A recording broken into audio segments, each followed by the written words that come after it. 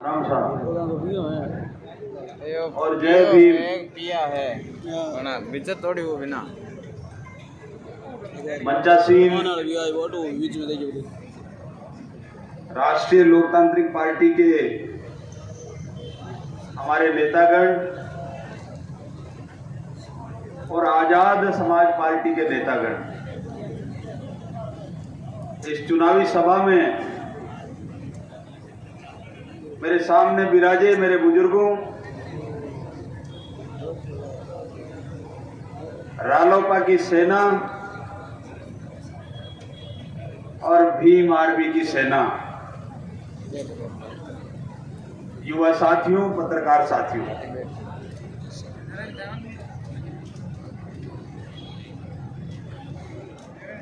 मैं आज मंच से सबसे पहले उनको धन्यवाद देना चाहूंगा जिसने धरती पुत्र बनके आम किसान, गरीब, मजदूर, शोषित, दलित, युवा, इनकी एक आवाज बनके और नागौर ही नहीं पूरे राजस्थान को, पूरे देश में एक अलग पहचान दिलाई है। मैं चाहता हूं कि उस शख्स के लिए जोरदार ताली आप मंच से बजाएंगे। जोरदार ताली बजा के भाई लारे बैठा जगह भी तालियां बजा दे भाई, जोरदार ताली बजाएं और आवाज आनी चाहिए नागौर में। लेकिन उनको और धन्यवाद देना चाहूंगा कि दलित समाज के एक युवा नेता, एक क्रांतिकारी नेता,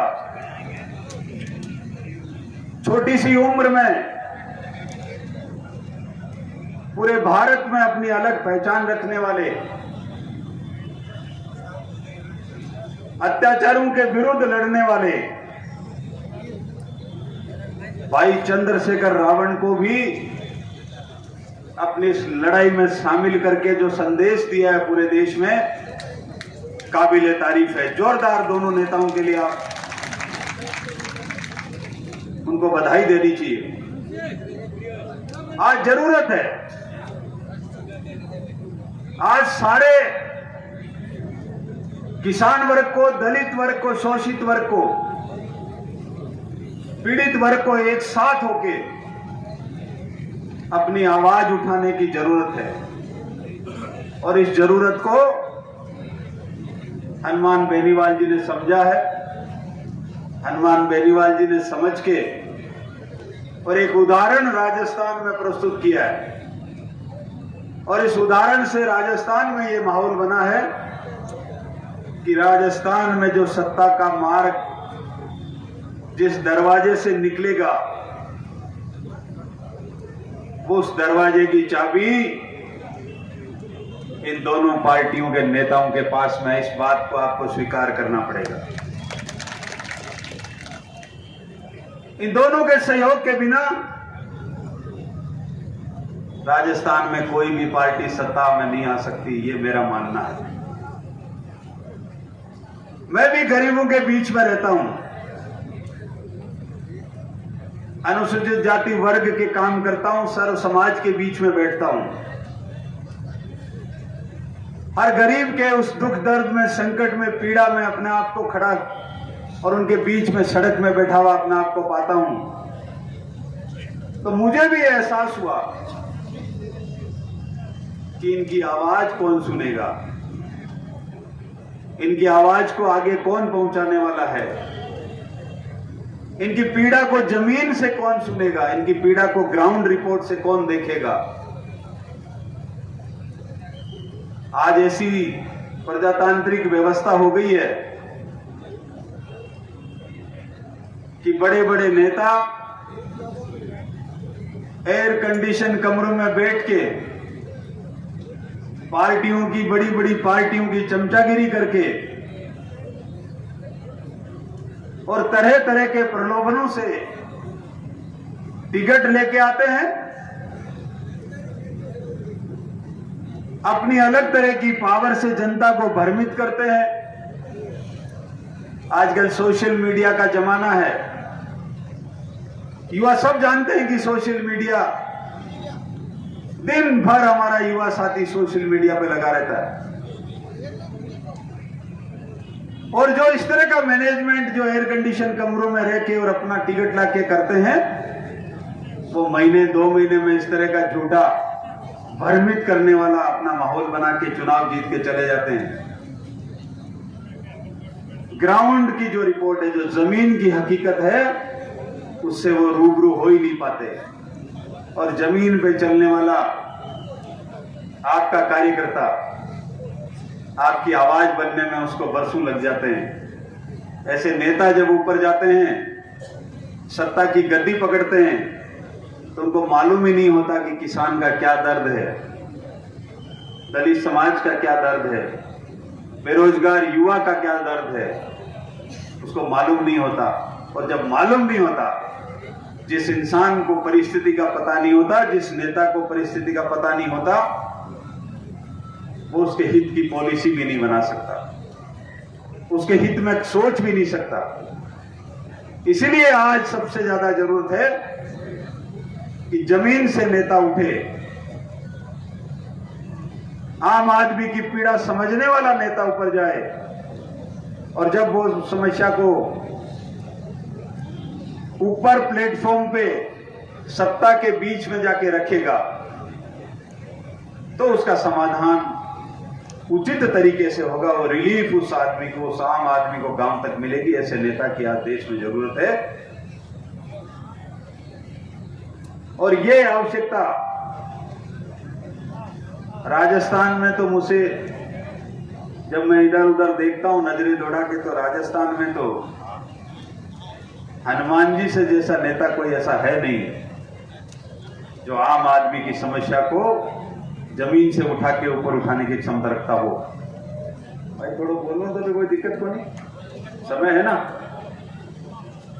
कई बार यहाँ अगला कर दिया ना, ठीक है, मतलब वो जीता बिहार 2 मिनट ही बोलो, थोड़ा सा बोलूंगा मैं।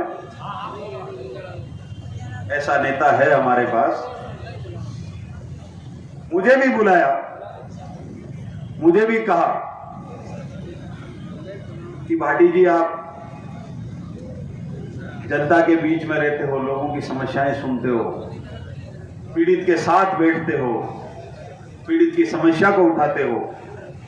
हम भी यही काम कर रहे हैं, आप हमारे साथ जुड़िए, आप हमारे साथ आइए, मिलके काम करेंगे। और जब मिलके काम करेंगे तो परिणाम भी अच्छे आएंगे। बड़ी पार्टियों को बहुत नजदीक से देखा है हमने, बड़ी पार्टियों के काम को बहुत नजदीक से देखा है। अभी अनवर भाई कह रहे थे कि बीजेपी, कांग्रेस, ये बड़े बड़े जो पार्टियों के नेता लोग हैं वो किस तरह काम करते हैं। अनवर भाई ने आपको बात बताई, बहुत नजदीक से मैंने देखा है, सत्ता में रह के भी देखा है, सत्ता में काम करके भी देखा है। गरीब की आवाज, किसान की आवाज, युवा की आवाज, आम आदमी की आवाज वही उठाता है जो आम आदमी से खड़ा होकर आगे जाता है। बाकी कोई आपकी आवाज उठाने वाला, ये एयर कंडीशन रूम में बैठने वाले लोग आपकी आवाज को कभी नहीं उठाएंगे, कभी नहीं उठाएंगे। तो मजबूती से हमको, अब तो मैं आपको ये बताऊं कि झंडे 2 तरह के लगे हैं सभा में। और एक बात और है कि रावण की लंका में हनुमान जी गए थे, काय के लिए गए थे? लंका को जलाने। लेकिन ये हनुमान रावण को अपने साथ लेके आ गया है। और जब रावण, चंद्रशेखर रावण और हनुमान ये दोनों जब एक साथ हाथ मिला लियो, तो राजस्थान में काई उसी समझ सको। रावण की ताकत और हनुमान की ताकत दोनों मिलके आम आदमी के सपने को राजस्थान में पूरा करेंगे। आम आदमी की सरकार बनेगी, आम किसान की सरकार बनेगी, युवा की सरकार बनेगी, बेरोजगार दलित समाज की सरकार बनेगी। और नहीं भी बनी तो चाबी तो इनके नहीं रेसी, आप मान और चलो, चाबी हमारे पास रहेगी, ये मैं आपको कह देता हूं। मुझे भी आदेश दिया कि आप जाइल में आए, पिछले 7-8 साल से मेघवाल समाज में मैं जिलाध्यक्ष के रूप में भी काम किया। मेघवाल समाज का पूरे देश का हमारा जो संगठन बना हुआ है, उस संगठन में भी मैं राष्ट्रीय महामंत्री के रूप में काम कर रहा हूं। गरीबों की पीड़ा समझता हूं। मुझे जब आदेश दिया कि आप जाइल आए, जाइल को मैंने शहर स्वीकार किया और इनके निर्देश पे, हनुमान जी के निर्देश पे, पार्टी के निर्देश पे, कल जब मैं जाइल में आया पहली बार, रालोपा का प्रतिनिधि बन के जाइल में जब एंटर हुआ, तो जाइल के जयपुर से आने वाले द्वार छोटी खाटू और बड़ी खाटू के बीच में रालोपा के कार्यकर्ताओं ने सैकड़ों गाड़ियों के साथ में, बग्गियों के साथ में, मोटरसाइकिल और गाजे बाजे के साथ में जो स्वागत किया, मैं उस पूरी जाइल की उस युवा टीम को, रालोपा की और भीम आर्मी की टीम को, या इतने बड़े नागौर जिले के मंच से खड़ा होकर उस पूरी टीम को मैं बहुत बहुत प्रणाम करता हूं। और ये दिखा दिया कल उन्होंने, कल 50-60 गांव में मुझे ले गए, रात को 10 बजे तक मुझे घुमाया। गांव में लोगों का उत्साह, युवाओं का उत्साह, आम आदमी का उत्साह, दलित का उत्साह देख के मुझे लगा कि राजस्थान में हमारी सरकार बनने जा रही है। ये आपको मैं कह देता हूं। जितनी गाड़ियों से, जितने अपने वाहनों से लोग चल रहे थे, वो कोई किराए के वाहनों में नहीं थे, वो खरीद के या उधार पे या मजदूर पे लाए हुए लोग नहीं थे, वो मन से जुड़े हुए लोग थे। और जो मन से जुड़ के काम करता है, उसी का जो मेहनत का फल होता है, वो बहुत अच्छा परिणाम देता है। तो निश्चित रूप से नागौर जिला ही नहीं, अभी तक हमने शायद आरएलपी से हमारे नारायण जी एमएलए साहब विराजे हैं, शायद चार ही टिकटें डिक्लेयर हुई है, अभी हैं 4 हुई है। और आज मैं मन से कहता हूं कि इन 4 सीटों पे हमारे रालोपा के 4 प्रत्याशी जीत रहे हैं। ये आप मजबूती से मान के चलें। अब बची हुई 6 है और कोशिश करेंगे कि नागौर जिले में 10 सीटों में से सबसे ज्यादा अगर सीटें आएगी तो हमारे रालोपा और आजाद समाज पार्टी की दोनों की जो है सीटें आएगी। ये आप आज कमर कस के जानी है। और ये आज आपको आश्वासन भी देना है। हमारे हनुमान जी बेनीवाल साहब पधारने वाले हैं, उनके छोटे भाई विराजे और जितने नेता हमारे बैठे हैं रालोपा के और भीम आर्मी के, इन दोनों को मैं चाहूंगा कि एक बार जोरदार मुट्ठियां खींच के और हाथ खड़े करके और ये इनको संकल्प दिलाएंगे कि हम नागौर जिले की 10 की 10 सीटों पर इतनी मजबूती से मेहनत करेंगे कि सारी जो दूसरी पार्टियां हैं उनकी हवा निकाल देंगे। क्या आप सब तैयार हैं? मजबूती से मुट्ठियां बीच के और बोलिए, बोलिए रालोपा सरकार, जोरदार बोलिए, रालोपा सरकार, हनुमान बेनीवाल, चंद्रशेखर रावण, बोले नागौर जिले की, तेजाजी महाराज की, रामदेव जी महाराज की, जय भीम। बहुत बहुत धन्यवाद। और भी मौका मिलेगा, चुनाव का समय है, 25 तारीख तक आपसे और मिलेंगे। 25 तारीख तक आम जन के बीच हमारी बात पहुंचाते रहेंगे। और इस मंच से मैं सबसे आग्रह करता हूं हाथ जोड़ के कि 6 तारीख को सुबह 10 बजे मैं जाइल से रालोपा के प्रत्याशी के रूप में नामांकन करने जा रहा हूं। आप सबसे निवेदन है मेरा कि मौका निकाल के, जैसे आज आपने हनुमान जी के नामांकन में हौसला बढ़ाया हम सबका, तो आप जाइल की धरती पे भी पधारे। ये हाथ जोड़ के निवेदन करते हुए मेरी बात को विराम देता हूं। साथ ही एक बात और कहना चाहूंगा मैं, याद आ गई मुझे, मैं बात तो पूरी कर रहा था, लेकिन एक बात मैं आपको और कहना चाहूंगा। नागौर जिले में 2 ही बड़ी जातियां हैं। कौन कौन सी?